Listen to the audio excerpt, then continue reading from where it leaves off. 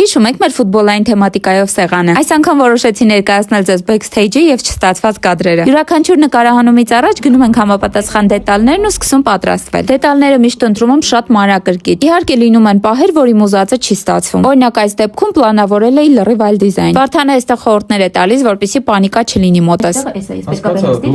Չեք կարող պատկերացնել, թե ինչքան չստացված կադրեր են լինում։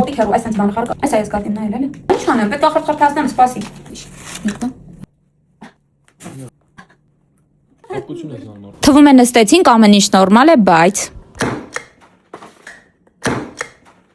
պանիկա չենք անում ու շարունակում ենք։ Վարդանը այստեղ խորանում է ֆուտբոլի մեջ, մեկ էլ հիշում ենք, որ երեխեքը հարևանի տանն են։ Հա, ասա թող գան, հա, մոթելա։